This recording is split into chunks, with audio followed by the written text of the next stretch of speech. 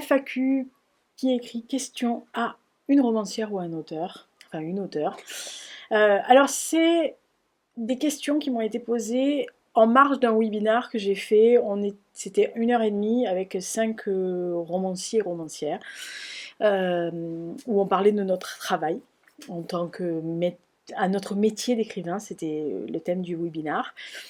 Et en fait, il y a eu tellement de questions à tous les auteurs, parce que bon, on avait 1 heure et demie, on était 5, que les organisatrices nous ont envoyé les questions qui avaient été posées par auteur. Voilà, donc il y avait un forum et il y avait un nom, les 5 noms, et donc chacun posait dans la case du forum pour l'auteur. Donc moi j'ai reçu pas mal, enfin quelques questions, et donc je remercie les participants et participantes du webinar pour leurs questions.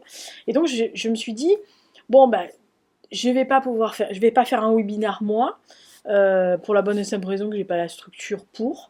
Mais je me suis dit, bon, peut-être que ça peut intéresser les abonnés de la chaîne qui savent que j'écris. J'ai des fans, hein. Oui, j'ai des fans. J'ai des fans de mes romans, donc ça peut peut-être aussi les intéresser, ces genres de questions, sachant que c'est des questions qui ont découlé de ce que nous avions dit lors du webinar.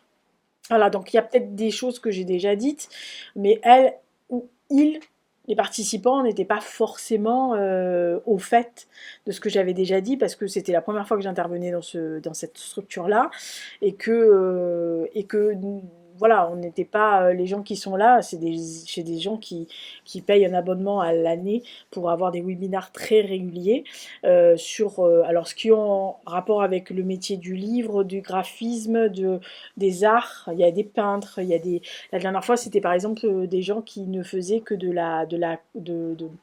l'impression, enfin, comment on dit ça, de la dorure. Voilà, comment on dit ça, c'est pas de la dorure, c'est de l'enluminure. Voilà, donc vous voyez, c'est des choses, c'est des thématiques. Là, c'était vraiment une thématique particulière. Donc on va commencer tout de suite, parce que ça va durer 3 heures. Alors mes questions sont là. Donc je regarderai là pour voir les questions, parce que j'ai les mis assez grosses, hein, parce que vous savez qu'avec mes lunettes et le fait que je vieillis, je vois très bien de loin, très bien de près, et donc au milieu c'est un peu flou. Voilà. Donc je les ai mis là pour pouvoir ne pas trop être comme ça, et ne pas être oh je vois pas. Voilà, donc je les ai mis à une distance, et vous entendrez les feuilles, parce que j'ai mis à une distance où je peux tourner les pages sans m'affoler généralement pour pas voir la question. Alors, la première question qui m'a été posée, je les ai pris dans l'ordre d'arrivée, hein. La première question qui m'a été posée, c'est combien auras-tu publié d'ouvrages fin 2024? Parce que j'ai annoncé dans le webinar qu'il y en avait un qui arrivait le 2 juillet, mais je leur ai pas dit quoi pour l'instant. Donc voilà, je leur ai dit fin 2024, il y en aura 20 d'ouvrages, hein. Voilà, donc 10 romans, puisque le 11e sera en 2025. Et les 10 autres sont une monographie, enfin une biographie sur Louis Gendreau et la réédition de ses poèmes et de son recueil de poèmes et de 2 pièces de théâtre qui s'appelaient Un seuil dans l'eau. J'avais eu l'autorisation de sa maison d'édition enfin ça faisait plus de 100 ans qu'il était sorti, mais j'ai eu l'autorisation de le faire, donc voilà, c'est avec la collaboration de moi. Voilà. J'ai 2 monographies. Donc le prochain qui sort le 2 juillet, c'est donc la version améliorée de la monographie que j'avais sortie en 2008 sur mon village de Saint-Marcel-Viverolles en Périgord vert. C'est une version ou des choses que j'ai trouvées depuis 2008, des photos qu'on m'a demandées mais que je n'avais pas pu mettre dans la première monographie parce que mon éditeur de l'époque avait une structure pour les monographies qui ne devait pas dépasser 200 pages, donc je ne pouvais pas mettre trop de photos parce qu'il ne voulait pas plus de 15 photos dans une monographie. Là, je me suis, entre guillemets, fait plaisir. C'est-à-dire que j'ai inclus tout ce qu'on m'a demandé depuis des années en me disant, mais j'aurais aimé avoir ce détail, j'aurais aimé voir cette photo-là. Voilà, donc j'ai fait ça. Plus tout ce que j'ai pu trouver sur l'histoire du village depuis 2008. Ensuite, j'ai fait 4 recueils d'histoires courtes humoristiques qui sont les aventures de l'Asmala. Donc il y a 4 tomes, le 5e sortira en 2025. Et ça sera à la fin des aventures de l'Asmala qui aura duré 14 ans. Pas mal quand même. Donc voilà, si vous aimez les histoires de famille, d'une famille un peu déjantée, avec des situations cocasses, si vous voulez vous marrer, les aventures Lasmala. J'ai fait un recueil de poèmes, le mien, enfin de mes poèmes, donc pas ceux de Joël Gendreau mais les miens, qui s'appelle Au fil de Lisa. Et j'ai participé à un recueil de nouvelles, de short stories, comme on appelait ça, sur les rencontres sur Facebook à l'époque, donc en 2012. Et j'avais été sélectionnée pour une nouvelle, donc je fais partie des nouvelles qui ont été sélectionnées, donc c'est aussi dans ma bibliographie. Voilà. Deuxième question, pourquoi ne pas avoir, ça les a intrigués, ne pas avoir de bêta lecteur ou lectrice ou de alpha lecteur ou lectrice? Alors je leur réponds, parce que j'ai pas eu le temps de répondre, parce que en fait le temps pour nous tous était imparti, parce que je suis trop chiante. Euh, pour, euh, pour avoir à gérer les idées des autres, alors que j'ai déjà les miennes à gérer. Et puis, je vais vous demander comment vous allez justifier ça en perspective de mon évolution de personnage. Et puis, comme à la fin, je vais en faire qu'à ma tête, parce que c'est mes personnages, mon histoire, je sais ce qui va leur arriver, parce que quand je commence un roman, j'ai pas le nez en l'air, je sais exactement comment il va finir. Même si un personnage va m'amener à droite ou à gauche, mais je sais le déroulé de mon truc et je sais comment ça va finir. Généralement, j'ai même la scène de fin dans ma tête dès que je commence à poser le stylo. Donc, non, je suis trop chiante pour ça. Après, j'ai toujours accepté les réflexions des professionnels. Et quand j'entends professionnels, c'est les directrices d'ouvrage, les éditeurs et les éditrices. Je parlais de mon éditeur de la monographie, mais c'est ça. Voilà, à un moment donné, il m'a dit, bon, moi j'aime beaucoup ça, mais tu vois, il m'a justifié, il m'a dit, ce paragraphe, il faudrait le mettre là, pour telle raison. Voilà, je ne suis pas bornée, donc je lui dis, ah ouais. Non, mais oui, effectivement, j'avais pas pensé à ça. À une des raisons qu'il m'avait données. Donc voilà, des correctrices, quand les correctrices me disent ça serait pas mal de changer ça ou qu'ils me proposent une correction et que moi, quand je le lis, je me dis ah putain ouais c'est quand même mieux quand même. Voilà, je suis pas tout ce qui est professionnel etc. Ouais. Mais j'ai pas de doute en écrivant. Je n'ai pas je sais, je suis ni sur mon histoire, ni sur mes personnages, ni sur le déroulé, ni sur l'avenir de ce qui va se passer dans le roman. Donc c'est très prétentieux de dire ça, mais je n'ai pas besoin de quelqu'un qui me tienne la main pour écrire. Voilà. Euh, j'ai 3 lectrices qui les lisent après. Elles me disent ce qu'elles en pensent, mais il n'y en a aucune qui m'a dit tu devrais virer ce putain de paragraphe, il faut revoir ça, etc. Ou ça j'ai pas compris. Mais moi je préférais que ce personnage il fasse ça à la fin. Non, parce qu'elle bon, elle pourrait me le dire, elle pourrait me le dire. Hein. Il y en a certaines qui râlent parce que je fais quelque chose à un personnage qu'elles aiment bien. Oui. Ah bah j'ai tué des personnages moi des fois, donc ça leur plaît pas, hein, on est bien d'accord. Mais euh, je, je sais pourquoi j'ai tué le personnage. Voilà, donc c'est ce que j'ai expliqué, moi, si je fais une écriture collaborative avec plusieurs personnes, c'est parce qu'on est ensemble et qu'on fait une histoire ensemble, et donc on discute. Par contre, si c'est mon histoire, une tierce personne n'a pas le droit de regard, sinon il l'écrit. Voilà, alors c'est très prétentieux, c'est très immodeste, ce que vous voulez, parce qu'il y a des gens qui me disent «Oh, tu es très prétentieuse de dire ça, machin, tout ça». Bah, j'ai dit «Écoute, quand c'est toi qui écris un roman, c'est ton histoire, c'est ton imagination, c'est ton bébé, c'est ton temps. Euh, voilà, c'est comme les gens qui ne supportent pas qu'on intervienne dans l'éducation de leurs gosses. Qui disent ah mais c'est mes enfants, je les élève comme je veux. Ah ben c'est mes personnages et mes romans et je les fais comme je veux. Vous voyez le personnage ah bah c'est mes bébés, hein, on est bien d'accord. Troisième, ça j'aurais pas dû dire 3 parce que je sais pas si c'est classé. Autre question, on m'a dit avez-vous aimé écrire un roman plus qu'un autre? Est-ce que vous pourriez nous donner un exemple ou deux? Alors, évidemment, c'était des romans qui avaient déjà été édités. Hein. Voilà, on parlait que des choses qu'on avait déjà éditées. Oui, oui, oui, évidemment, il y a des romans que j'ai plus aimé écrire que d'autres. Je les ai tous aimés les écrire. Il y a des histoires que j'aime beaucoup et dont je suis très fière. J'aime beaucoup Le Secret de Cassian, par exemple. J'aime beaucoup la façon dont j'ai traité avec Notre Semaine en famille, par exemple. Mais il y a quand même des romans, je suis très fière du roman sur Louis Gendreau, alors que de Monte vers l'idéal, alors que ça a été un flop intergalactique. Mais je dois avouer que je suis particulièrement heureuse d'avoir été dans La chute de Yann, parce que c'est un personnage que j'aime particulièrement, Yann, mais vraiment. C'est vraiment, j'ai été, premièrement, j'étais dans la période historique que j'aime le plus, avec un personnage qui me fascinait absolument, dangereux, très casse-gueule, même dangereux pour ma santé mentale à moi. Il est resté collé à ma tête pendant plus de 3 4 mois, hein, donc dangereux aussi, vu qui il était, vu son cheminement, mais j'ai adoré parce que j'ai tout aimé chez lui, ses failles, ses doutes, ses forces, sa famille, toutes les personnes de sa famille, y compris les plus détestables, voilà, tout. Euh, donc la chute de Yann, le deuxième, ça serait Liverpool Connection. J'allais dire de retour en URSS, non mais Liverpool Connection est avant. Liverpool Connection est véritablement le road trip absolu de romans d'anticipation que j'ai adoré écrire. Je savais dès le début où mon personnage allait, où mes personnages, mais où mon personnage, le colonel, allait. Je savais exactement les directions qu'elle allait prendre, puisque c'est une femme. Oui, j'ai souvent des femmes, des personnages féminins très badass. Euh, mais je savais ce qu'elle allait faire. Et même quand il y a des gens qui m'ont dit après coup, mais on s'entendait pas du tout à ça, moi je savais qu'elle allait faire ça. Et c'est un personnage que j'adore.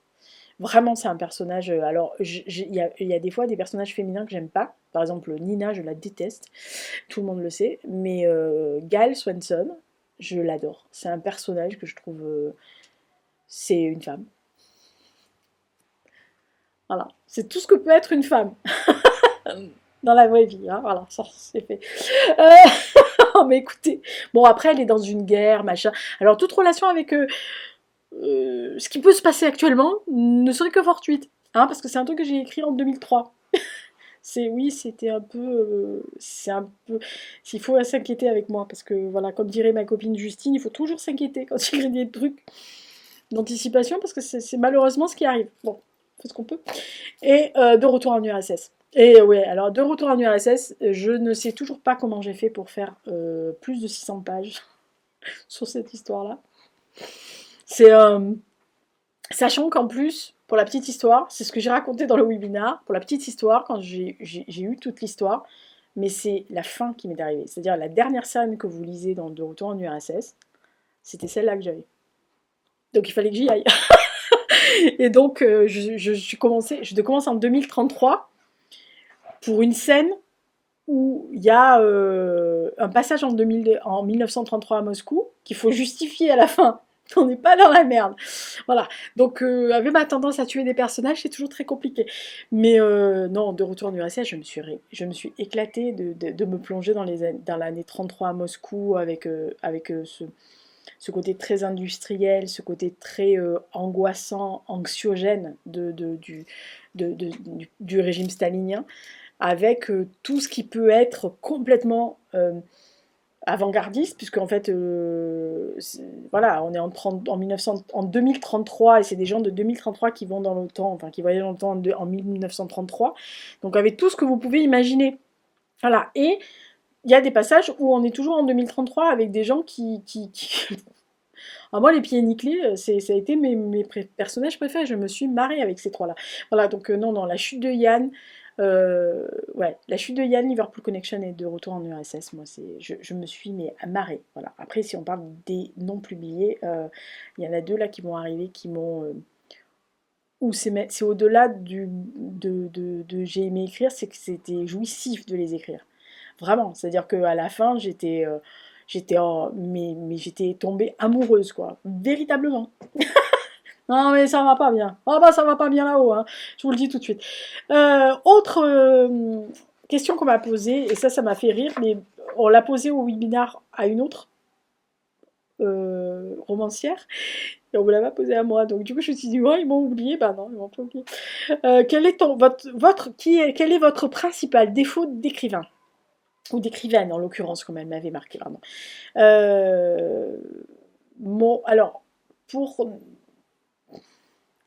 pour ne pas être modeste, encore une fois, hein, pour être à la limite de la prétention, si vous voulez, euh, mon principal défaut, c'est que je sais ce que vaut mon roman avant qu'il soit publié. Euh, je leur ai expliqué que je ne faisais qu'un jet, alors ça les a ébahis, même mes collègues m'ont dit mais comment ça tu retravailles pas ton texte, mais tu mets que 3 mois pour faire ça, mais c'est pas possible. Voilà, il y en avait 2 qui avaient déjà lu 2 de mes romans et qui m'ont dit mais c'est pas possible, donc je leur ai prouvé parce que moi j'ai mes traces, hein, j'ai mon... Voilà. Et quand ils ont vu les dates qui ne pouvaient pas tromper, ils m'ont dit non mais c'est pas possible. Je dis bah si, c'est le cerveau de Lisa, quoi. C'est possible là-haut, hein, voilà. Après le reste on ne sait pas toujours, mais là-haut ça marche bien. Et je leur ai dit en fait j'ai pas de problème parce que mon défaut c'est que je sais ce qu'il vaut, je sais ce que je suis capable de produire, je sais ce que je suis capable d'écrire. Évidemment dans le retour c'est que je sais ce que je ne serai jamais capable d'écrire.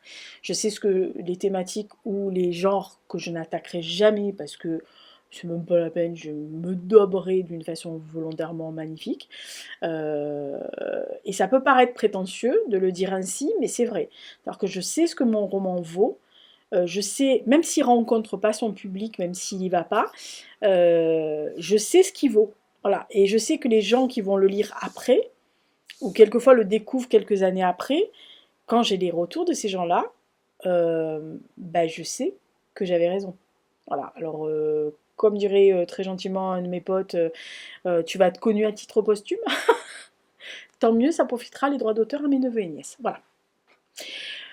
Autre question, on m'a dit comment vivez-vous les flops évoqués? Alors oui, j'ai parlé parce qu'on nous a demandé si on avait des titres, enfin des romans qui avaient vraiment pas marché du tout, ou dans lesquels, en fait la question c'était quel est le titre auquel vous croyez le plus qui s'est vraiment vautré, en fait en gros. Donc moi j'ai parlé de The Irish Cottage et de Monte vers l'idéal. Alors comment je les vis? Bah, ça me contrarie pour les personnages, ça me contrarie pour l'histoire, ça me contrarie pour le roman lui-même, euh, mais pas pour moi. Comme je le dis tout à l'heure, c'est que je sais ce que vaut le roman, je sais qu'il est bon. Mais c'est ce que je leur ai dit, c'est que quelquefois les romans loupent le coche. Ils sont dans le mauvais timing, ils sont dans la mauvaise mouvance parce que vous les sortez, vous y pensez un peu à l'avance pour les planifications, et puis bah, vous allez être surpris par la mode, bah, par exemple, d'un autre genre. Et donc les gens, c'est une question de timing, vous ne rencontrez pas les lecteurs parce que bah, les lecteurs, à ce moment-là, l'actualité est anxiogène, donc ils ont envie de trucs doudous, ils ont envie de trucs légers, ils n'ont pas envie de se faire chier avec quelqu'un qui va les prendre, en gros, qui va leur mettre une chape de plomb supplémentaire, etc. Ça dépend. Voilà. Alors, The Irish Cottage, c'est le confinement. Il est sorti quelques semaines avant, enfin 3 semaines avant le confinement. En gros, inutile de vous dire il est parti dans le confinement lui aussi. Il s'est confiné. Il a été très confiné. Voilà. Simplement, la seule différence, c'est que j'ai vu après quand on est sorti, il y a eu des gens qui l'ont découvert 2 3 ans après et qui l'ont lu et qui m'ont dit putain mais c'est con, il est vachement bien, j'adore et tout, mais pourquoi tu refais pas? Ben non mais depuis j'en ai sorti d'autres. Donc voilà. Mais voilà. Et Monte vers l'idéal, je savais que ça allait pas accrocher, sauf si quelqu'un vraiment avait vraiment un coup de cœur. Alors tous les gens qui l'ont lu ont beaucoup aimé, mais je savais que ça allait. Je fais une autobiographie, enfin je me mets à la place d'un poilu, dramaturge, poète du début du XXe siècle qui n'est pas connu, à part le fait qu'il était ami avec Rostand et Sarah Bernard. Excusez du peu quand même. Hein. Voilà, et Mauriac et, et Camille Laronde, et Camille Le Seine et Carlos Laronde, enfin que des gens, voilà, des gens qui étaient très connus, Camille Merlot par exemple, mais qui n'est pas connu par le commun des mortels. Si vous le cherchez dans le dictionnaire de la littérature française, il est perdu. Voilà, c'est tout comme toute cette génération perdue qui s'est fait ramasser pendant la Première Guerre mondiale, qui n'était pas assez bien installée pour être connue, ou qui n'avait pas assez de ramifications et et de manches. Alors après, Louis Jandot a quand même été plus que chaudement recommandé par Edmond Rostand. Dans son temps, il a eu un très grand succès même à titre posthume, mais il est tombé dans l'oubli au début de la Seconde Guerre mondiale, et après, ben, voilà, c'est très compliqué parce que les gens ne le connaissent pas, et je pense que les gens ont eu peur de s'aventurer à lire un roman très court sur la biographie d'un homme qui a vécu 30 ans, qu'ils ne connaissaient pas. Et donc, bah voilà, ça les a un peu peut-être, ça leur a peut-être fait peur. Alors les gens qui me suivent, qui me sont fidèles et qui me suivent depuis des années, l'ont lu et je sais par tous les retours des gens, des libraires, des médiathèques que ce roman, ils l'ont vraiment beaucoup aimé, ils ont trouvé ça touchant, ils se sont attachés à Louis, etc. Et qu'il y en a plein qui se sont désormais très attachés à Louis et qu'ils ont acheté ses poèmes, enfin son recueil de poèmes que j'ai ressorti parce qu'ils voulaient lire ce qu'il faisait. Voilà. Mais bah, c'est une question de timing. Voilà, c'était le mauvais timing. Autre question, on m'a dit, bon, puisqu'on a parlé de Under the Blue Sky, mon dernier roman, on m'a dit, Under the Blue Sky est le premier, mais le dernier. N'avez-vous pas eu envie de ne jamais le publier? Non, non, non, je savais qu'il allait être publié un jour. Je ne savais pas quand, mais je savais qu'il allait se retrouver à un moment, et il est exactement au moment où il fallait qu'il se retrouve. Voilà. Je leur ai expliqué l'histoire du prénom de Ashley en leur expliquant que c'était un prénom qui était beaucoup trop important pour le personnage pour que je l'affuble d'un prénom qui était très banal depuis le début, qui ne convenait absolument pas et qui, même moi, me choquait énormément. J'ai jamais eu de doute sur les prénoms de mes personnages et elle, c'était d'entrée de jeu, le prénom était insupportable. Et ça collait pas du tout au personnage, et ça collait pas à sa personnalité, ça collait pas à ce qu'elle était. Donc voilà, mais je savais qu'à un moment donné, il allait se retrouver. Voilà, je savais qu'à un moment donné, il allait arriver dans la publication. Je savais pas quand, je savais pas qu'il allait attendre 30 ans pour être publié, mais oui, voilà. Mais je savais qu'il allait le publier. De tout ce que j'ai écrit, il y en a que deux qui sortiront jamais. Voilà. Mais les autres sortiront. Autre question, quelle est la pire critique reçue et pour quel roman pourriez-vous nous expliquer pourquoi? La pire critique que j'ai reçue, jusqu'à présent, j'en ai pas reçu des mauvaises quand même. C'est rare que je. Enfin, honnêtement, hein, c'est rare que je reçoive des très mauvaises. Il n'y en a qu'une seule qui est arrivée. Enfin, il y en a une autre, mais que je l'ai laissée. Vous la trouverez très facilement sur Babelio, Booknote, etc. Je l'ai laissée. Voilà, le mec, visiblement, il était en vacances. Il a trouvé le roman dans une maison de vacances. Probable, mais bon, oui. Il l'a lu. Il a trouvé ça médiocre, plein de fautes d'orthographe, un style pourri, il n'a rien compris à l'histoire. Alors quand j'ai montré ça à la correctrice, et à l'occurrence c'était Fanny à l'époque qui avait corrigé, et vu le pointilleux en matière d'orthographe que de la bête, elle m'a dit mais où il a vu les fautes d'orthographe ce con. Voilà, je lui dis ah bah elle a pas dit con, elle est polie, mais moi j'ai dit ce con. Elle m'a dit non mais c'est pas possible et tout, donc je lui ai dit bah écoute voilà, donc on a essayé, on l'a contacté, quelqu'un, Pauline l'a contacté, on est arrivé et en fait en fait je pense voilà il a dit que en gros Pauline a compris qu'il l'avait il l'a lu en diagonale et donc ça lui plaisait pas, c'est de l'auto-édition, le titre lui plaisait pas. L'histoire ne lui plaisait pas, rien ne lui plaisait, donc en fait, bon, bah, il a descendu le truc, voilà. Bon, ça, on l'a laissé, on s'en fout. La critique la pire que j'ai reçue, et elle a été supprimée, donc vous la trouverez nulle part, parce qu'elle a été supprimée par les deux sites, et après, comme il l'avait mis à des endroits où moi je pouvais supprimer, je l'ai fait. J'avais demandé l'intervention du site, parce que je leur ai justifié, hein, je leur ai dit, écoutez, lisez, parce que c'est une critique qui est très partisane, à la limite du manque de culture, du manque de culture sur l'histoire, et enfin sur l'histoire avec un grand H, et non seulement une impolitesse et une vulgarité sans nom, ça encore à la rigueur je peux l'encaisser, mais je leur ai dit faites attention parce que lisez bien, c'est une critique très raciste et antisémite. Donc ça a fait warning, hein, on est bien d'accord. Et j'ai eu tout de suite un retour des deux plateformes qui m'ont dit on a supprimé. Et ils ont bloqué l'utilisateur. Enfin, ils ont supprimé le profil de l'utilisateur parce que d'après ce que j'ai compris, il n'était pas à son coup d'essai sur certains romans, sur certains trucs. C'était passé parce qu'il avait plus ou moins noyé dans 25 lignes, machin. Là, il y était allé franco. Voilà. Parce que Nbrera, donc c'est le livre dont je parle, elle n'aimait pas l'histoire, elle n'aimait pas les personnages, elle n'aimait pas le déroulé. Voilà, mais elle supportait pas que ça soit un titre hébreu. Moi, j'avais au début, je lui avais argué que parce qu'il m'a dit pouvez-vous justifier ce titre insupportable? Donc je lui avais dit oui, il y a un message. Si vous lisez la traduction de ce que veut dire Nbrera au début du roman, puisque sous les premières pages, il y a la traduction et l'explication pourquoi, dans quel contexte on dit cette expression-là en hébreu. Euh, euh, il a pas du tout apprécié en me disant de toute façon vous êtes française, je comprends pas pourquoi vous écrivez un livre comme ça, en plus avec ce titre-là c'est insupportable. Bref, il a attaqué, donc les deux plateformes ont balancé. Voilà, ils l'ont viré. Donc ça, ouais, ça c'est insupportable.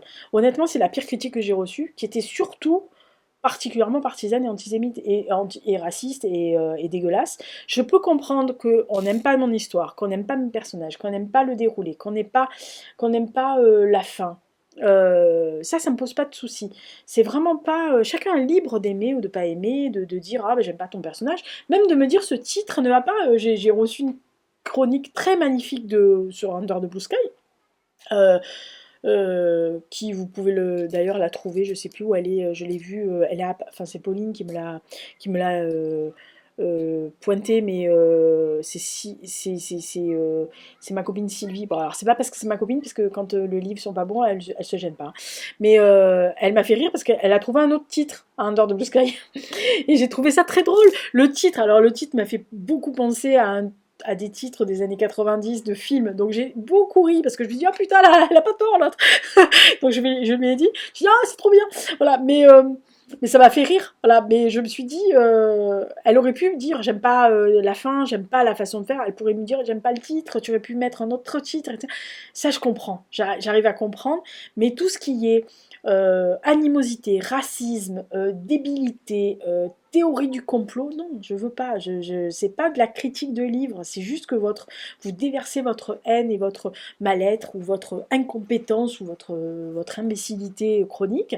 Ça, c'est pas possible. Nbrera, il y avait un message fort. Il y a une première partie qui a l'air d'être plus légère, qui est plus, voilà, qui est plus une bulle. C'est juste pour emmener le lecteur à se mettre, on va dire, dans la peau, qui pourrait être, alors oui, ça se passe effectivement entre deux personnes à Jérusalem, etc., une Française et un Israélien, mais c'était justifié, mais c'était juste pour que les personnes puissent se mettre à la place, parce que c'est des gens qui ont une quarantaine d'années, ça peut être n'importe qui, voilà. Et en fait, c'est pour vous faire basculer dans la gueule sur les deux dernières parties. Et c'était le message fort était derrière. Après que le message ne soit pas compris, que c'est pas grave, mais, mais dégueuler une critique comme ça et haïr à ce point un roman et véritablement assassiner un roman sur toutes les plateformes en mettant des gros trucs en majuscules pour montrer que c'est le pire navet de la planète, parce que vous avez des convictions affligeantes en matière de haine. Non, ça je suis pas d'accord. Voilà. Donc la pire c'était Anne Brera. Ouais, Anne Brera s'est fait massacrer la gueule. Alors que tous les gens qui ont lu Anne Brera ont adoré.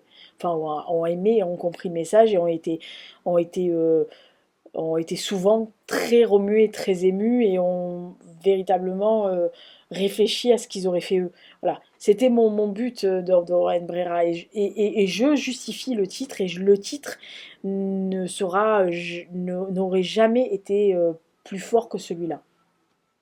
Voilà, c'est tout. Et je suis désolée pour les gens que ça afflige. Bah écoutez, c'est quand même moi le chef, c'est moi qui décide les titres et les titres s'imposent. Et le titre est justifié, est justifiable et plus que justifiable. Voilà. Et c'est pas un Martine à la plage, même si ça se passe à un moment donné à cet endroit-là. Voilà, mais moi, je sais de quoi je parle. Quel est votre projet en cours? Alors, projet en cours, ça tombe bien, parce que j'ai tout écrit jusqu'en 2030, 30 inclus. J'avais une très bonne idée pour 2031. Je l'ai toujours, hein, l'idée dans là. Elle est là. Alors, elle est là, elle est très très bonne. Enfin, elle est très bonne. Voilà. Elle me satisfait vraiment entièrement. Donc j'étais partie pour. Mais lors d'une expédition polaire dans mes archives, j'ai fait un FaceTime avec meilleur ami pour lui montrer. Je suis retombée en fait sur la page et demi, et quand je dis page et demi, c'est une page A4 et demi, hein, recto et la moitié du verso. Elle n'en revenait pas à l'autre. Sur le projet de base de Liverpool Connection. Et là, tout y était. Simplement, à un moment donné, j'ai un personnage et une voix. C'est-à-dire que j'ai un diagramme, et puis j'ai le personnage, et puis j'ai son déroulé. Et en fait, je me suis pris de cette bretelle.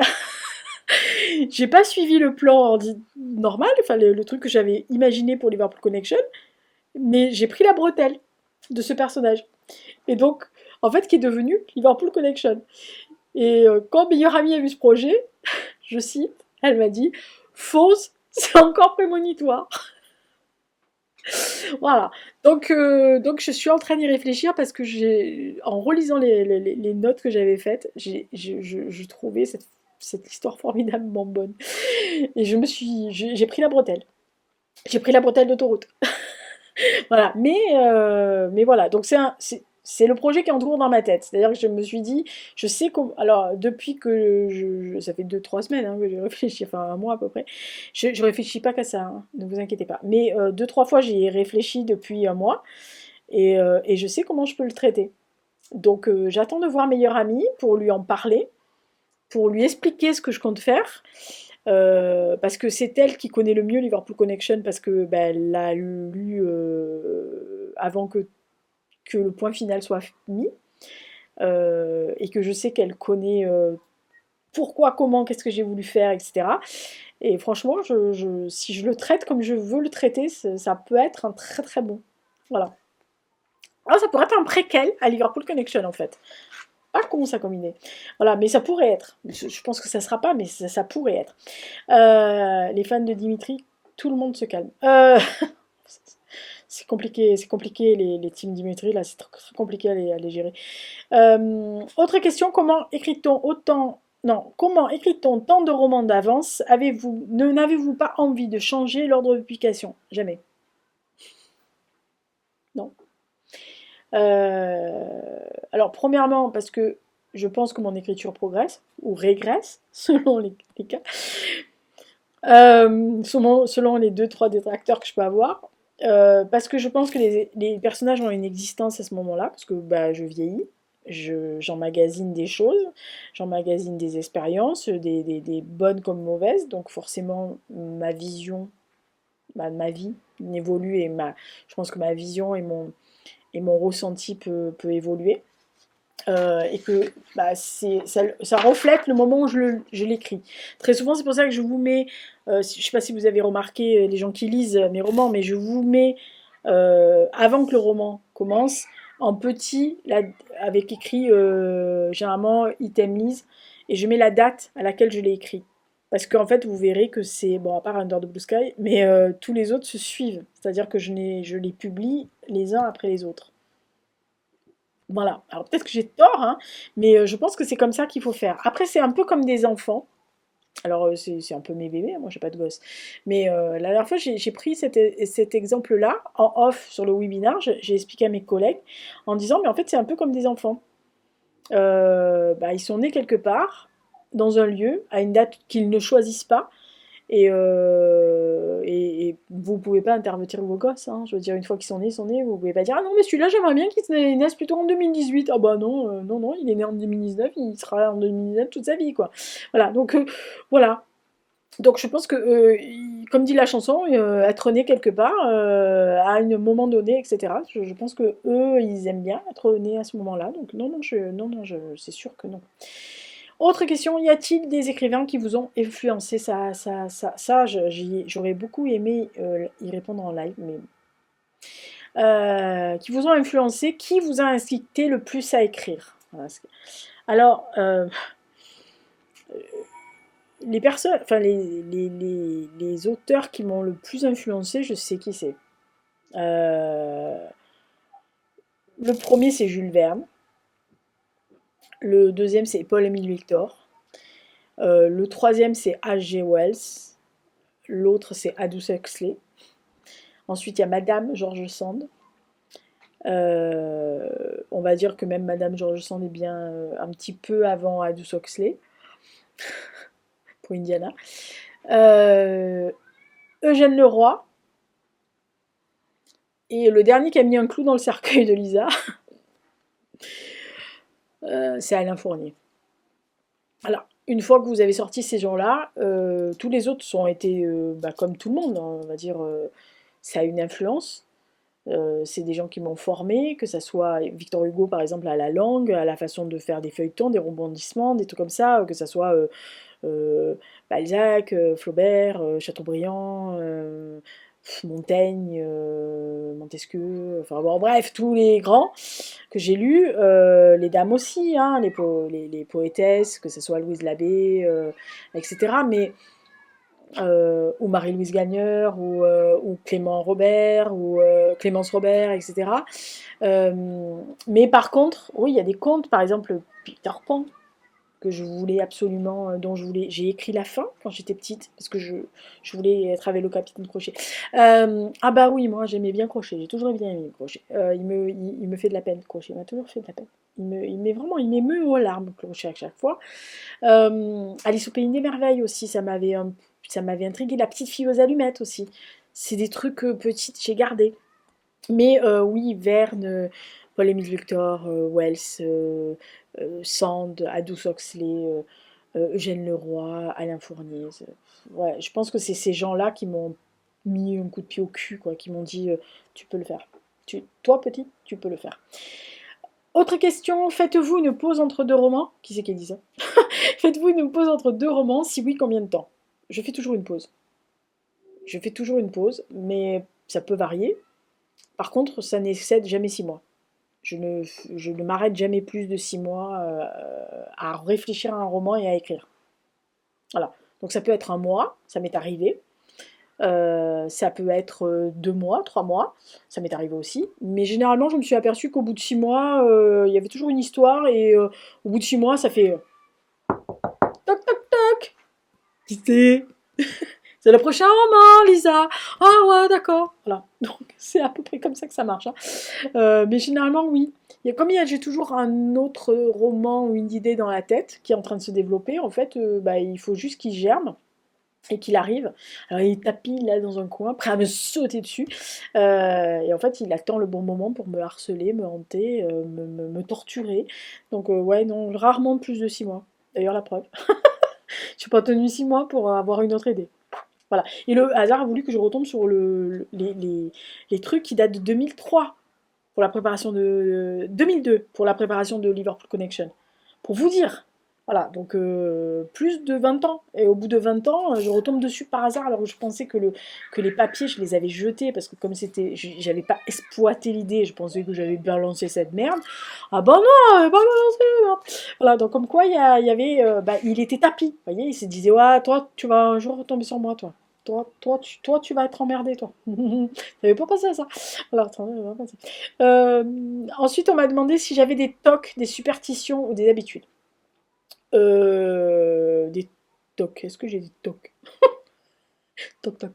Est-ce que j'ai des toc toc? Oui, je suis toc toc déjà à la base, mais est-ce que j'ai des toc toc?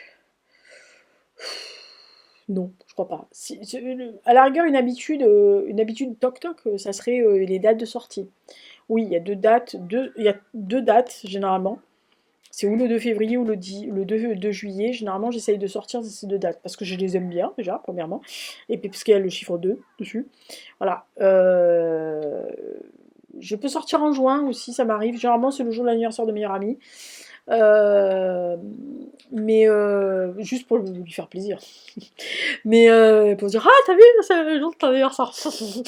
Mais non, mais les cons, cette Lisa. Mais bon, après, c'est meilleur ami. Non, non, mais sinon, oui, à part les dates, ça devrait être des tocs. Ça pourrait être des tocs ou des habitudes. Je pense que c'est plus des habitudes. Superstition, j'en ai aucune. Enfin, en tous les cas, non. Par contre, ouais, il y a un toc-toc sûr et certain, enfin en tous les cas une habitude sûre et certaine, c'est que je suis très secrète envers mon travail. C'est-à-dire que je ne partage ni le titre, ni le fil rouge, ni certains personnages, enfin certains trucs, et surtout pas la fin, jamais la vie. Je travaille seule, sans œil extérieur, sauf quand ben, c'est fini, et donc mon hydre a 3 têtes là, mes 3 lectrices amies, donc je les cite, hein, Justine, Carole et Dame Chantal le lisent, quand il est fini. D'ailleurs, très souvent, elles le lisent non corrigé. Voilà. Dame Chantal repasse après la correction. Voilà. Mais généralement, elles le lisent avant la correction. Donc elles ont la surprise après. Non, mais je retouche pas. Voilà. Donc elles ont la surprise. En gros, quand elles ont vu quelque chose que, voilà, un truc qui allait pas, un mot qui est. Parce que je suis dyslexique, donc des fois il y a des mots qui. Voilà, donc elles l'ont vu, mais elles savent que c'est la correctrice qui va le faire, donc elles ne bougent pas. Sinon, ouais, non, je suis très, je ne partage pas ça, je ne conçois pas. J'ai toujours, j'aime pas quand je vois des auteurs, des romancières, machin, qui étalent, qui montrent carrément leur cahier avec une page, avec un embryon, ou carrément une partie du chapitre. Quand j'ai partagé des trucs sur des plateformes d'écriture, la plupart du temps, je les ai jamais sortis. Alors il sortira ce roman-là, mais il n'a jamais été fini. Voilà. Donc, enfin, il n'a pas été fini sur cette plateforme-là, et puis depuis, voilà, à moins que quelqu'un ait téléchargé le texte, personne, je pense qu'il y avait personne qui s'est. Enfin, il y avait des gens qui étaient intéressés, mais je pense que, voilà. Et puis, de toute façon, je m'en fous, j'ai les fichiers pour prouver que c'est moi qui l'ai écrit, donc, tapon. Mais. Non, je partage pas ça. Alors là, par contre, je peux être très très secrète. Je peux être très. Ouais, je suis très asociale pour ça. Je ne veux pas partager mon travail. C'est pas parce que j'ai peur qu'on me le pique. C'est juste que ça me plaît pas. J'aime bien surprendre mes lecteurs. J'aime bien leur annoncer je vais vous surprendre, je vais faire ça. Voilà. Mais non, je dis pas. D'ailleurs, même meilleure amie, quelquefois, elle sait pas de quoi ça va parler. Donc, pour vous dire au point où j'en suis. Voilà. Donc, oui, ça peut être un toc. Voilà, de ne pas partager comme ça, mais je n'aime pas. C'est comme à l'école, hein, j'aime pas qu'on copie au-dessus de mon épaule, sauf si on me demande l'autorisation. Voilà, j'aimais pas. Je partageais mon devoir si on me le demandait, en me disant est-ce que je pourrais copier sur toi parce que j'ai pas révisé, pas de problème. Par contre, si tu pompes sur moi sans me demander l'autorisation, ça j'étais pas d'accord. Voilà, donc j'ai toujours été comme ça, donc pareil. Ensuite, on m'a demandé quel effet ça fait de faire des conférences sur une thématique, j'aurais dû la vérification, sur une thématique ou sur un de vos romans. C'est très amusant. C'est assez amusant pour quelqu'un qui, comme moi, est quand même assez réservé. Mais comme je maîtrise mon sujet, puisque si on parle de ce que je sais faire, euh, ça va. Après, je suis toujours surprise parce qu'il y a toujours des questions qu'elles ne s'entendent pas, auxquelles les lecteurs ou lectrices sont très curieux sur un personnage. Ils se sont appropriés un personnage, ils se sont appropriés la vie de quelqu'un, ils se sont appropriés un moment, ils se sont appropriés un trait de caractère, euh, peut-être une épreuve que mon personnage fait ou subit ou pourrait avoir subi. Et en fait, bah, c'est comme nous quand on lit. Enfin, moi, quand je lis, quelquefois, il y a des personnages ou des situations où il y a des livres qui me touchent plus parce que j'ai vécu ça. C'est un peu comme, je disais, Bernard Schlink, à chaque fois, il me touche parce qu'il parle de choses qui m'appellent à moi. Voilà. Dans une de ses nouvelles, où qu'il a sorti l'année dernière ou il y a 2 ans, j'ai pleuré après une nouvelle parce que ça me touchait tellement que je me suis dit c'est pas possible quand on dirait que c'était moi, enfin qui me parlait à moi, voilà. Donc oui, il y a des lecteurs qui vous disent oh, mais alors ce personnage, je me suis tellement retrouvée dedans quand j'étais voilà. Et en fait c'est amusant parce que vous y attendez pas et en fait ils vous racontent leur vie, leurs émotions, ils vous racontent des fois des détails de choses. Et moi, je suis très mal à l'aise. Alors j'essaye de pas être mal à l'aise, mais je suis mal à l'aise parce que c'est à la fois très beau, parce que c'est un signe de confiance, et puis c'est un partage. Et ça, j'aime bien. Mais par contre, j'ai l'impression d'être intrusive, j'ai l'impression d'être un paparazzi derrière la fenêtre, qui regarde et qui est impudique à regarder chez les gens. Voilà. Mais c'est eux qui me donnent, qui m'ouvrent la fenêtre, donc je peux regarder. Mais c'est vrai que quelquefois, je me dis, oh là là, non, non. Alors, quelquefois, ils doivent le voir, ils disent, non, mais je voudrais pas vous gêner. Non, mais vous me gênez pas, c'est mignon, j'adore. Mais c'est vrai que quelquefois, il y a quand même du monde autour. Donc, si on est seul, on peut éventuellement échanger des trucs très intimes, mais quelquefois il y en a, une fois, il n'y a pas très longtemps, j'avais fait une conférence dans une médiathèque. Enfin, d'ailleurs, j'avais exposé, par exemple, j'avais exposé le triptyque, donc Karenina, Brera et la chute de Yann. Et il y a un monsieur qui s'est levé et qui a expliqué sa vie. Enfin, sa naissance, etc. Et tout ce qu'il avait compris des années plus tard, qui répondait beaucoup au chemin de Béatrice en Brera. Et en fait, il a raconté ça devant une cinquantaine de personnes. Il s'adressait à moi. Mais je pense qu'il avait oublié les gens autour. Et en fait, les gens le regardaient parce qu'il y avait des gens qui étaient choqués, il y a des gens qui étaient outrés, enfin outrés, qui se disaient oh là là, mais voilà. D'autres qui savaient plus où se mettre parce que je les voyais, qui se disaient oh, mais comment elle va gérer ça, l'autre, voilà. Et en fait, à la fin, il est venu se faire dédicacer à Brera. Et je lui ai dit, mais je suis désolée, vous ayez eu raconté ça devant. Il m'a dit, mais je me suis adressée à vous et en fait j'ai oublié qu'il y avait du monde et ça lui a fait du bien. Et donc, bah écoutez, moi je suis sortie, j'ai rien dit devant lui, mais quand je suis sortie, j'avais la larme aux yeux parce que ça m'avait touché qu'il me fasse confiance, surtout sur un roman de quelqu'un qui connaissait pas, d'un personnage qui n'existe pas. Et ça c'est beau, c'est génial. Et les conférences sur Louis Gendreau, de voir les gens qui s'intéressent à Louis et qui me posent des questions et qui me disent oh, mais oh, quel homme formidable. Et puis alors quand on me dit c'est un beau mec, je leur dis pas touche il est à moi. Mais voilà, mais oui, bon, bah, oui, ce que voulez-vous. Voilà, donc ou des gens qui vous disent ah ben je passerai pas loin de votre village cet été. Est-ce que vous pourriez m'indiquer où je peux me recueillir? Mais je sais que s'il n'est pas enterré là parce qu'il est tombé au front et qu'on n'a rien trouvé, mais il y a une tombe, voilà, avec une plaque à son nom, etc., que j'ai fait faire, et avec les droits d'auteur de la biographie du roman, que j'ai mis de côté pour lui faire cette jolie plaque, bah, ça m'a fait plaisir. Voilà, et je sais qu'il y a des gens qui sont passés parce que la dernière fois quand je suis allée au cimetière, il y avait un petit papier coincé dans un interstice de la pierre, et donc je me suis dit oh, donc j'ai regardé, j'ai ouvert, et il y avait écrit pour Lisa. Voilà, donc j'ai lu pour Lisa et Louis, il y avait écrit. Et donc en bas, il y a écrit vous pouvez garder le papier ou le laisser là. Donc je voulais pas qu'il se mouille parce qu'il tombait trop à hallebarde. Donc je l'ai pris à la maison et je le remettrai cet été et j'essayerai de le mettre dans un papier. Enfin, j'essayerai vous savez, de le recouvrir comme on fait les livres là, voilà, et de le remettre dans l'interstice pour que cette personne qui a mis ce petit mot, que l'esprit de Louis l'ait, ce petit mot. Voilà. Donc oui, c'est mignon. Euh, Autre question, on m'a dit, vous êtes passionné, alors ça les a beaucoup intrigués, mais bon, la personne, je sais qu'elle voulait me poser des questions parce qu'elle n'arrêtait pas de... Vous êtes passionné par certaines périodes d'histoire, est-ce que vous pourriez nous redire vos périodes d'histoire et comment vous les mêlez à vos romans? Alors, pour mes mots, je rappelle, voilà, et quand je dis passionné, je connais plus que bien, même très très bien. Les périodes, en fait, c'est 19-47 en Allemagne et précisément 23-37. Et ensuite, les années 42-43.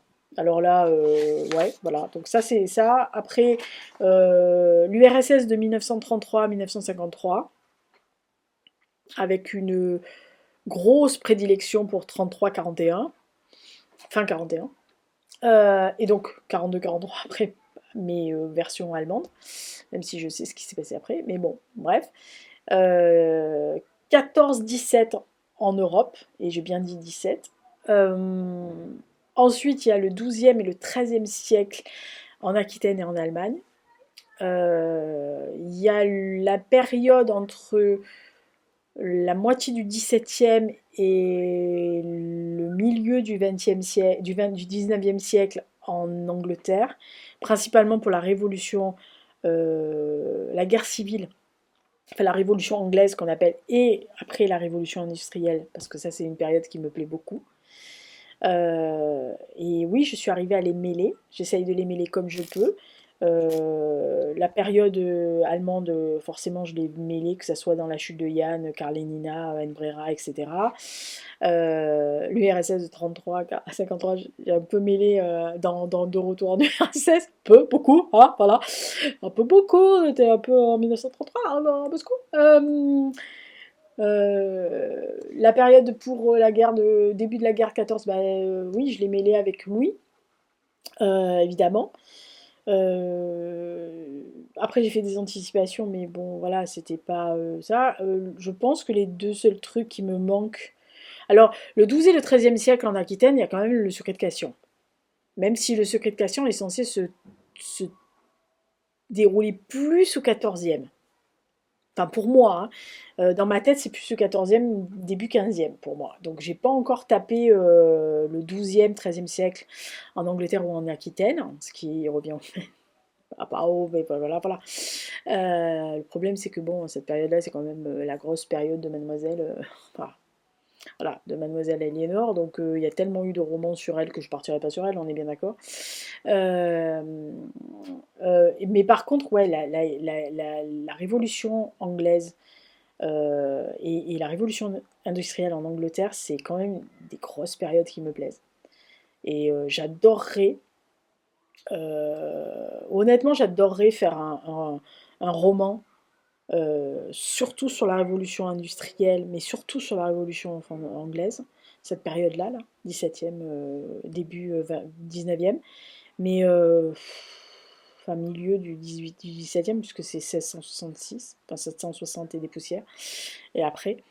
Euh, mais euh, mais j'ai encore quand même quelques lacunes qui me permettent pas d'y aller. Voilà, donc tant que je ne serai pas rassurée sur le fait que je peux écrire un roman en mêlant l'histoire à mon histoire à moi, à mes personnages, sans euh, comme ça, sans avoir des bouquins autour de moi, parce que tous les autres, j'avais pas de bouquins devant moi, hein, c'est de ce que je sais moi dans ma tête. Donc voilà, toutes les références que vous avez par exemple dans la chute de Yann, etc., dans les notes de page, quand je dis ça s'est passé à telle date et avec les dates, c'est parce que j'ai les dates, hein. Voilà.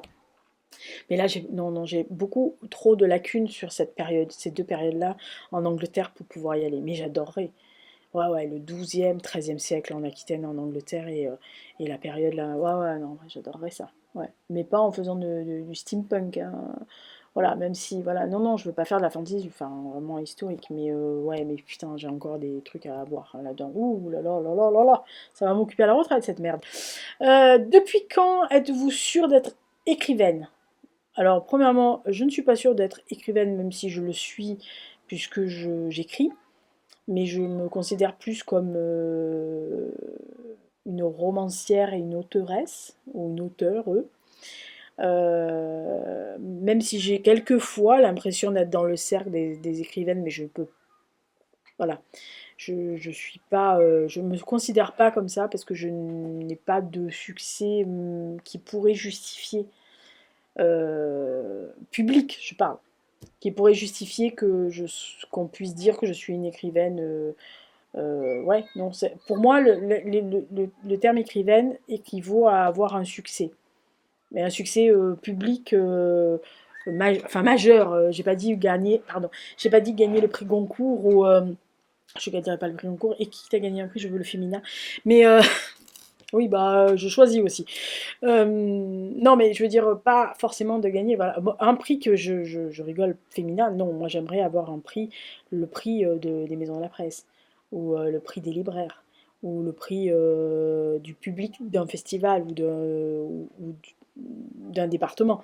Ça ouais, le prix public, oui. Et là, je me considérais peut-être sûrement plus comme une écrivaine.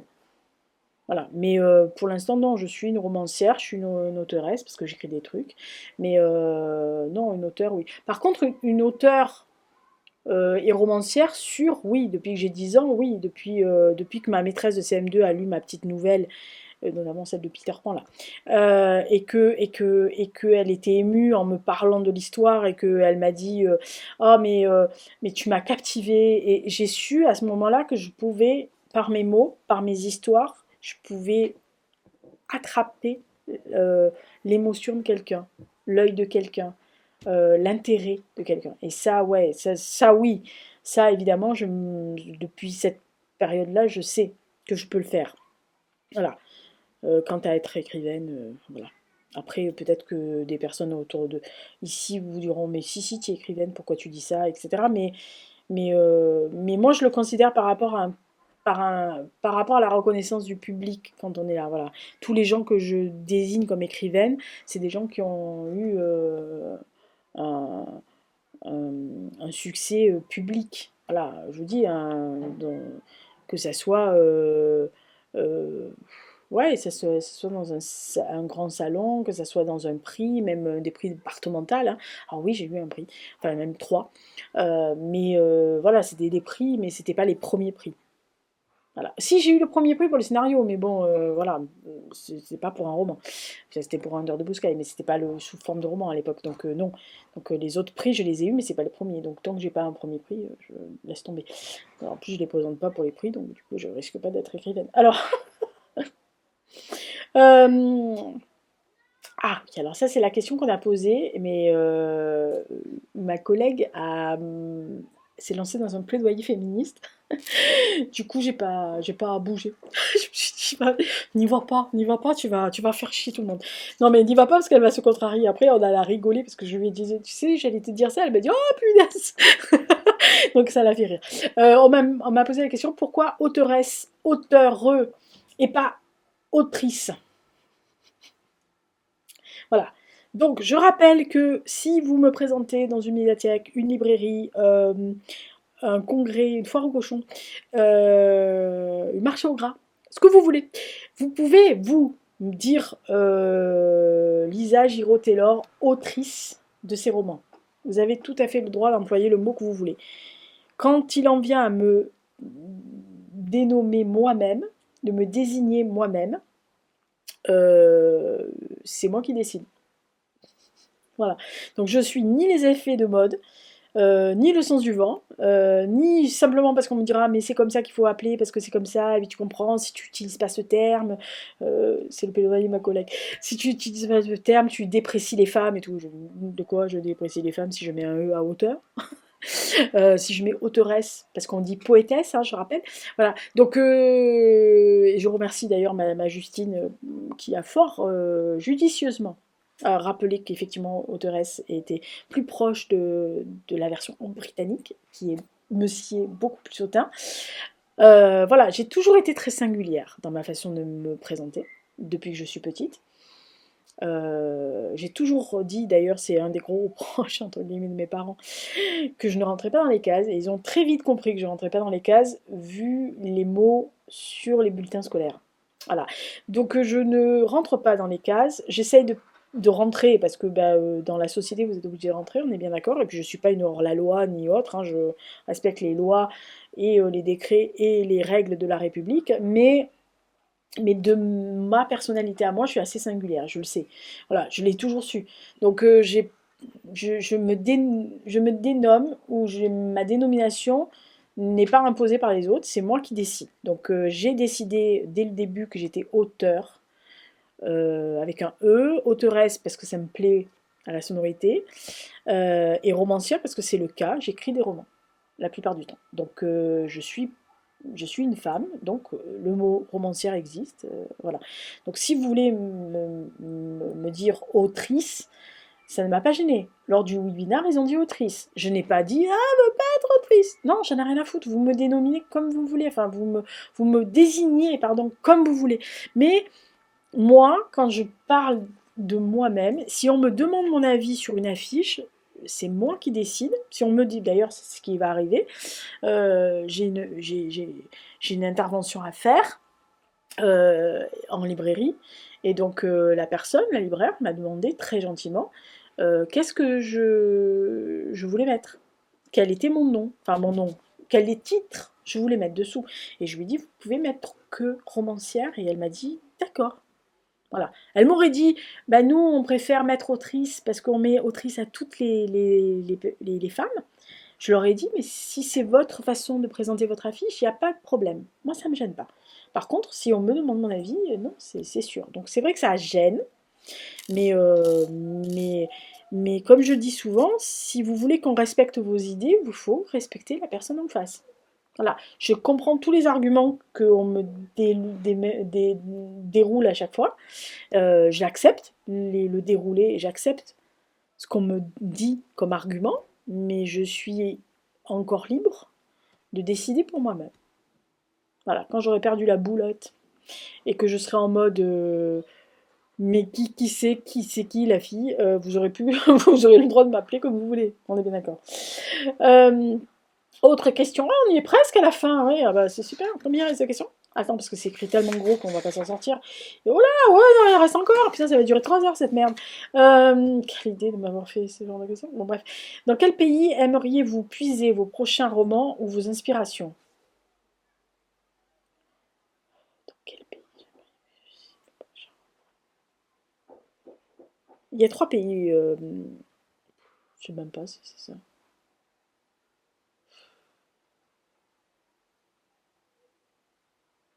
Il y a 3 pays où vraiment j'aimerais poser mes personnages. Parce que c'est 3 pays que j'adore. Voilà. Pour tout. Leur culture, la façon de vivre, leur langue, leur histoire. Oui, bah oui, vous savez que je suis un peu ma boulette sur ça. Les gens, euh, la façon de vivre, la façon de voir. Le premier, c'est le Chili. Et j'aimerais que ma copine Elisabeth soit encore de ce monde pour pouvoir voir. Donc elle me sera d'une grande aide. Donc m'a dire, Ellie, tu fais très attention à toi, s'il te plaît. La Russie, parce que c'est un pays qui m'a toujours fascinée, du temps impérial comme du temps de l'URSS comme actuellement. C'est toujours été un pays, c'est une culture incroyable avec tellement de diversité ethnique, culturelle, de langue, de us et coutumes. Je suis fascinée par la Sibérie et l'Altaï, moi, donc du coup c'est quand même quelque chose que j'aime bien. Alors, j'ai essayé de l'introduire dans certains, bon, de retour en URSS, mais Liverpool Connection, il y a aussi des trucs. J'essaye. Voilà. Mais oui, mais vraiment que en Russie, oui. Et au Danemark, j'adorerais. C'est un pays qui me sied au teint. Outre le fait que le roi est l'un des plus jolis garçons que je n'ai jamais vu. Alors, ça c'est fait, ça c'est fait. Ah bah écoutez, depuis qu'il est jeune, le prince, que j'avais 10 ans, j'étais tombée amoureuse du prince. Donc écoutez, pourtant je voulais pas épouser un prince, j'en avais rien à carrer. Mais celui-là, j'aurais pu l'épouser. Voilà. Non, non, je plaisante, j'aurais jamais été une princesse, parce que moi, me faire suivre toute la journée, à sourire et à être traquée toute la journée, non, moi je suis bien, je suis asociale, moi je suis dans ma grotte. Non, moi j'ai bien être dans ma grotte. Voilà, donc non, mais oui, si, le Danemark, j'aimerais bien. Voilà, donc les 3 pays, ouais, Chili, Russie et Danemark, j'aimerais bien. Quelle est votre idée de la... Non, quelle était votre idée de suite, réussite ou publication de départ quand vous avez commencé? J'avais aucune idée. Quand commencé à écrire, j'avais aucune idée. Je pensais même pas les faire publier. Je pensais qu'en fait, j'allais les faire lire autour de moi, style dans mon cercle d'amis, dans le cercle étendu d'amis, sachant que ma famille n'en avait rien à carrer. Enfin, à part mes grands-parents, mais bon, après, une fois que mes grands-parents étaient plus là, voilà. Euh, Vraiment, je pensais que ça allait rester très confidentiel, Bon, après, c'est pas, je suis pas, attention, hein, je suis pas une femme publique, hein, je veux dire, voilà, c'est toujours confidentiel, on va dire, mais c'est un peu plus grand, le cercle, désormais. Il grandit chaque année, contente. Mais je pensais pas que je pouvais. Je pensais que je pouvais continuer à écrire. Ça, oui, il n'y avait pas de. Si, ça, je savais que j'allais continuer à écrire. Mais je pensais pas que ça allait, que j'allais être publié déjà. Je pensais pas que je les publierais moi et que j'étais d'accord pour le faire. C'est vraiment l'intervention de deux hommes qui ont décidé pour moi, en fait, plus ou moins. Et je leur rends hommage ici ils sont plus là. Le premier, c'est Jacques Lagrange, mon premier éditeur, l'éditeur et le chef de Pilote 24 en Dordogne, qui, alors, s'est attelé à ma monographie sur Saint-Martial, mais surtout avait lu Liverpool Connection, et qui était pas du tout censé partir, hein. Alors non, mais jamais il aurait dû se retrouver sur la route, lui. Mais, enfin, je veux dire, je n'avais aucune intention de l'envoyer à quelqu'un. Mais je lui ai fait lire parce que il avait entrevu Under the Blue Sky et qui n'était pas sous forme de scénario, donc c'est pas les scénarios, c'est pas son truc. Mais bon, il avait lu le début et un peu la fin. Il m'avait dit oh j'aime bien, mais ça serait bien un roman. Là, j'ai dit oh là, il va se calmer. Lui. Bon, et j'avais écrit Liverpool Connection entre temps, et donc je lui ai fait lire. Alors il n'est publié aucun roman chez lui. C'était que des, euh, des publications, on va dire, historiques. Voilà, alors des monographies, des biographies, voilà, tout ce qui a trait au Périgord, etc. Alors même si Liverpool Connection, à un moment donné, ça se passe en Périgord, mais voilà, il ne sortait pas de roman. Mais sa lettre, il m'a écrit une lettre manuscrite, d'ailleurs, meilleur ami l'a lu, une lettre manuscrite où il m'a littéralement mis le pied à l'étrier. Voilà, parce qu'il m'a dit textuellement que si sa maison d'édition sortait des romans, ou qu'il envisageait de créer une section roman un jour dans sa maison d'édition, ce roman-là sortirait en priorité. Et que je l'avais baladé avec mon histoire, et qu'il avait adoré être dans les pas de ce colonel, et que j'avais fait un joli écrin. Voilà. Et vraiment, quand j'ai lu ça, j'ai été estomaquée, je me suis dit waouh! Et le deuxième homme, c'est Moïse de Gandillac. Je travaillais sur justement Saint-Martial et donc en fait pareil, je lui ai fait lire, je lui ai dit est-ce que Maurice, est-ce que le lire oh, oui, oui, oui. Alors à l'époque c'était encore il avait les disquettes, il avait un Mac donc enfin un Macintosh donc il avait une disquette donc je l'avais mis sur une disquette et il a mis quelques temps à le lire parce que bon il était pas loin des 100 ans le Maurice à l'époque et donc avec tout le respect que je lui dois et tout comment ça s'appelle l'admiration et le et le- et l'infinie tendresse que je pouvais avoir pour lui, pour les deux d'ailleurs, mais pour Maurice Canguiac. Pareil, il m'appelle et il me dit il faudrait, il faut foncer, Elisa. Euh, c'est digne d'un écrivain, vous avez ça dans les tripes, il faut foncer. Alors, les deux, je me suis dit, non, enfin, c'est pas possible. Et donc, je lui ai dit, mais enfin, vous êtes sûr, Maurice? Parce que moi, je lui tutoyais pas, hein. Il me tutoyait, mais moi, je le tutoyais pas. Enfin, il aurait pu être mon arrière-grand-père, hein, donc voilà, je connaissais quand même depuis un moment, mais je n'osais pas. Et je lui ai dit, mais enfin, vous êtes sûr? Il m'a dit, mais bien sûr, enfin, quand on a ça dans les tripes, il faut y aller. Lisa, il faut y aller. Il faut y aller. Ok, d'accord, ça va. Voilà, donc s'ils n'avaient pas bougé un petit peu la Lisa, je pense qu'à part la monographie, je serais restée toujours très confidentielle. J'écrirais, tous mes romans que j'ai sortis là seraient écrits et seraient lus autour de moi, mais je ne serais jamais sortie. Voilà, peut-être que c'est bête, ça va être obligé de le dire. Euh, autre, autre question, on m'a dit avez-vous un roman préféré parmi les vôtres? Bah, bien sûr que j'ai un roman préféré parmi les miens. Je les aime tous, pour des raisons très différentes. Très différentes. Euh, Under the Blue Sky et Liverpool Connection, parce que c'est les premiers. Et donc, bah, ils sont un peu spéciaux. Voilà, surtout Liverpool Connection qui a fait en sorte que ces deux hommes s'intéressent et me Voilà, me propulse un peu. Le triptyque, il est à part, parce que même s'il va plus être un triptyque très longtemps, avant 2026, bon, moi, c'est autre chose. Pour l'instant, c'est un triptyque. Il est à part, parce que j'avais envie de faire ces trois thématiques fortes sur la Seconde Guerre mondiale et que je suis arrivée à les faire comme je le voulais, parce qu'ils sont importants dans ma transmission de mémoire et dans mon devoir de transmission du devoir de mémoire, ou du travail sur la mémoire. Tous, parce que certains évoquent mon petit coin périgourdin, parce que certains évoquent quelqu'un que j'aime ou que j'ai aimé, ou qui me fait penser à quelqu'un que j'ai aimé ou que j'aime et que, et que je continue à aimer même s'ils ne sont plus là, mais qui ont inspiré des trucs. Parce qu'ils sont tous un peu uniques à mes yeux, un peu comme des gosses, quoi. Je dirais, est-ce que vous choisissez entre vos gosses ou non? Voilà. Euh, Qu'est-ce que...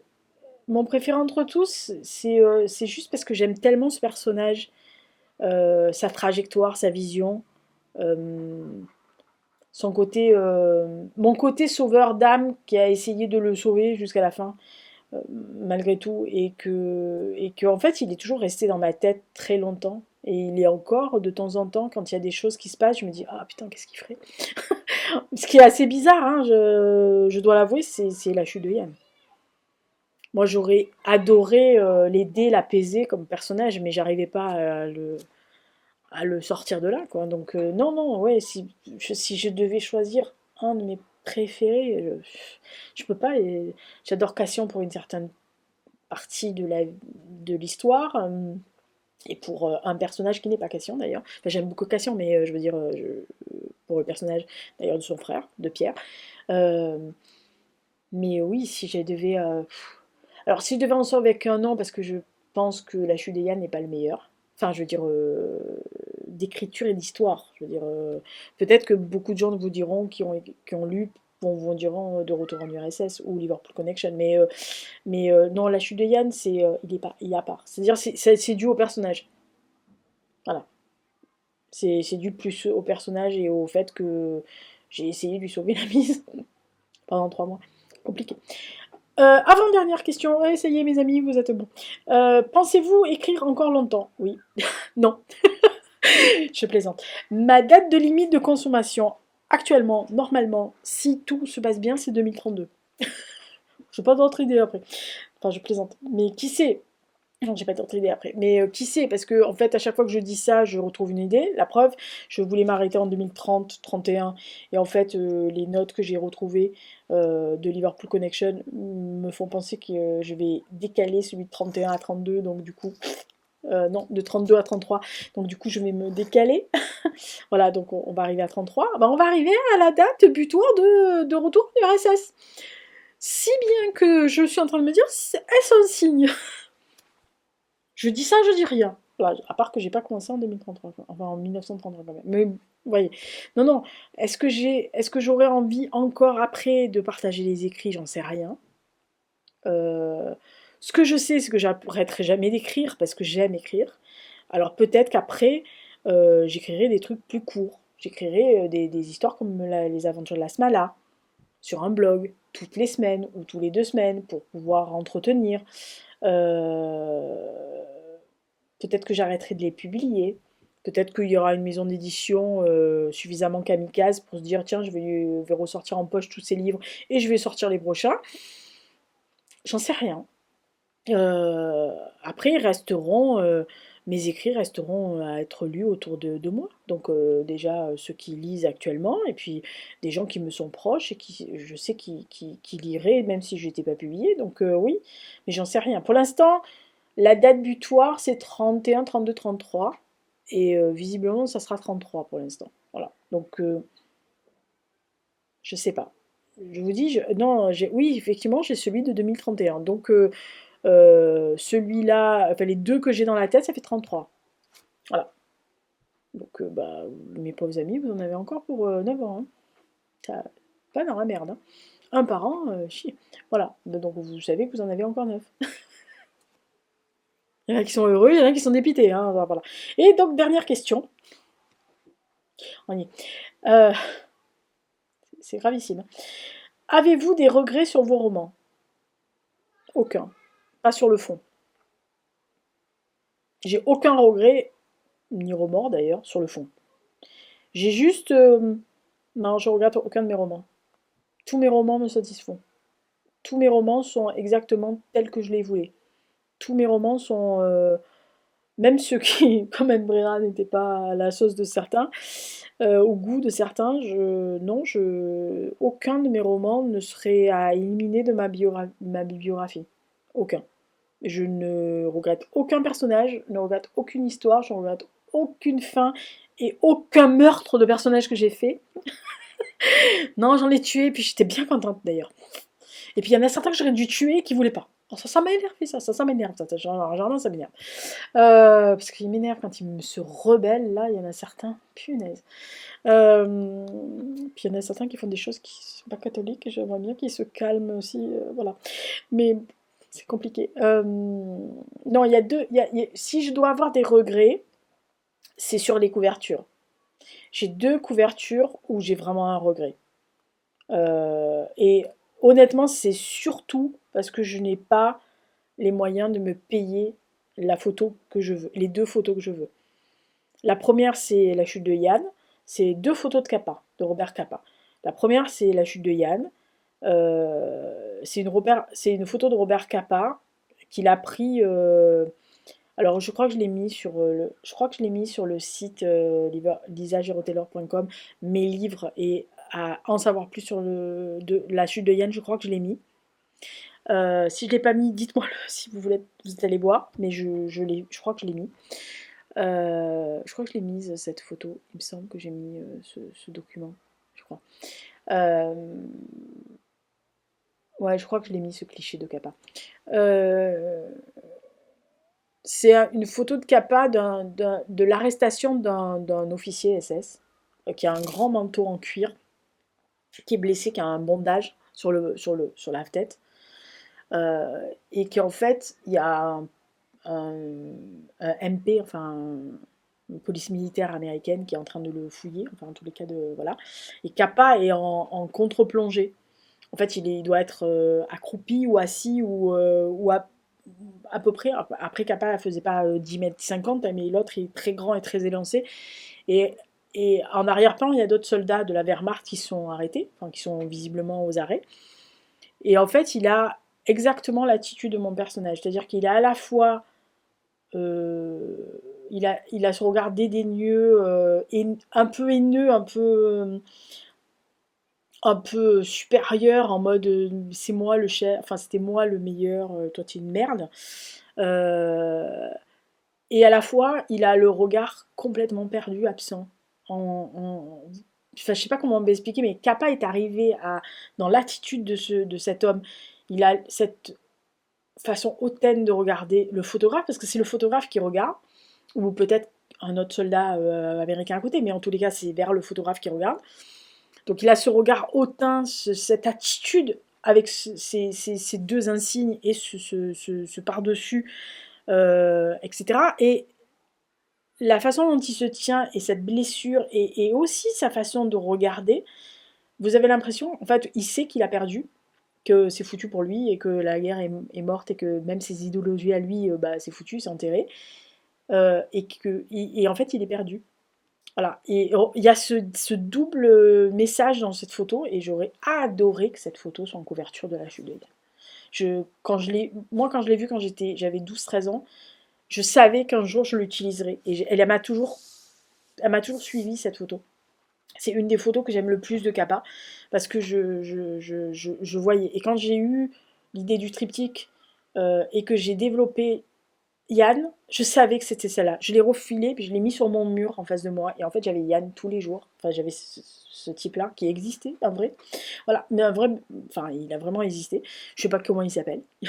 Je sais pas comment il s'appelle. Je sais pas qui il était. Je sais pas de quelle unité il était parce que il y a juste ces insignes, mais on n'arrive pas à voir la compagnie, enfin l'unité, la division.